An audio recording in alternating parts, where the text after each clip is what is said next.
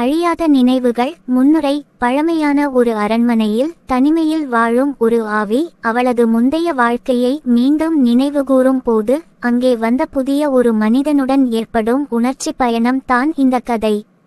காதல், தியாகம் மற்றும் மீட்சியால் நிரம்பிய கதை இது. முக்கிய கதாபாத்திரங்கள். 1. அவந்திகா, ஆவி, முந்தைய காலத்தில் அரண்மனையின் இளவரசி. நீண்ட கூந்தல், வெள்ளை ஆடை, கருமை நிற கண்கள். நன்மையுடன் இருப்பவள், ஆனால் துன்பம் கண்டு இறந்தவர். 2. ஆதவன், புதிய வருகையாளர், புகழ்பெற்ற வரலாற்று ஆய்வாளர். புத்திசாலி, தைரியசாலி, உணர்ச்சி மிகுந்தவர். பழமையான அரண்மனையை பற்றி ஆய்வு செய்ய வருகிறார். 3. சந்திரா, அவந்திகாவின் தோழி, மற்றொரு ஆவி, சந்தோஷமான மற்றும் விளையாட்டுத்தனமான தன்மை. அவந்திகாவை வழிநடத்துபவர். 4. அருணாச்சலம், கொடூர மன்னன், அரண்மனையின் முந்தைய அரசர். சுயநலக்காரர், அவந்திகாவை காதலித்து அவரது இறப்புக்கு காரணமானவர். 5. கோபாலன், ஆதவனின் நண்பர், ஆதவனுடன் ஆய்வுக்கு வருகிறார். சிரிப்பு மற்றும் நகைச்சுவை உணர்ச்சி நிறைந்தவர். கதை. அதிகாரம் 1. மௌனத்தின் குரலாதவன் பழமையான அரண்மனையை ஆராய நோக்கி தனது நண்பர் கோபாலனுடன் சென்று வருகிறார்.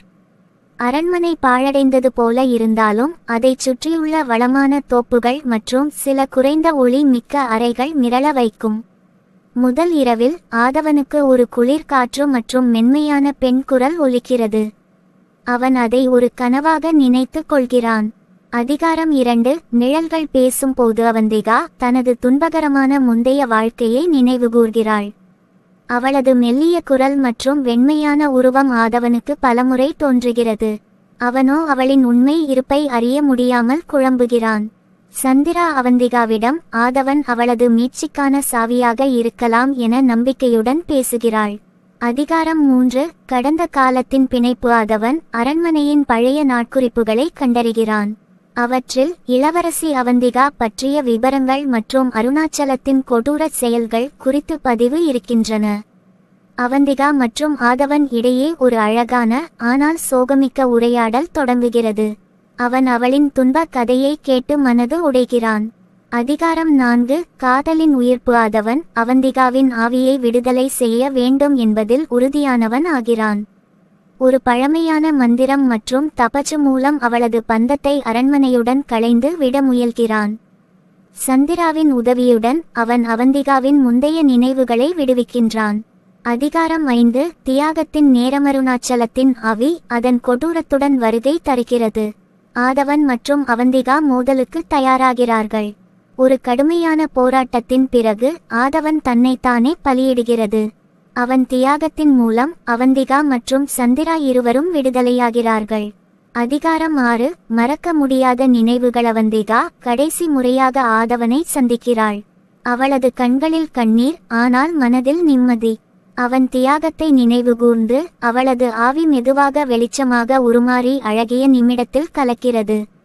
முடிவுரை. அரண்மனை அதன் பாழடைந்த அமைதியோடு இருந்தாலும் அதற்கு உட்பட்ட கதைகள் நிலைத்திருக்கின்றன. காதல், தியாகம் மற்றும் மீட்சியின் நினைவுகள் ஒரு நேர்மறையான அனுபவமாக மாறுகின்றன.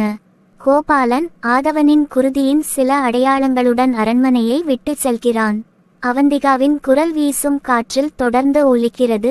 நன்றி ஆதவன். தீம். காதல், உணர்ச்சி மற்றும் தியாகத்தின் மூலம் நிரம்பியது.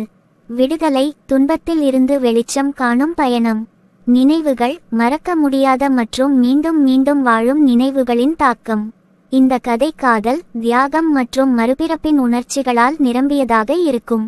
இதை மேலும் விரிவாக்கம் செய்ய விரும்பினால் கூறுங்கள். இத்துடன் கதை முடிகிறது. மேலும் இது போன்ற நல்ல கதைகளை பார்க்கலாம். ப்ளீஸ் சப்ஸ்கிரைப் பண்ணுங்க, லைக் பண்ணிடுங்க ஃப்ரெண்ட்ஸ்.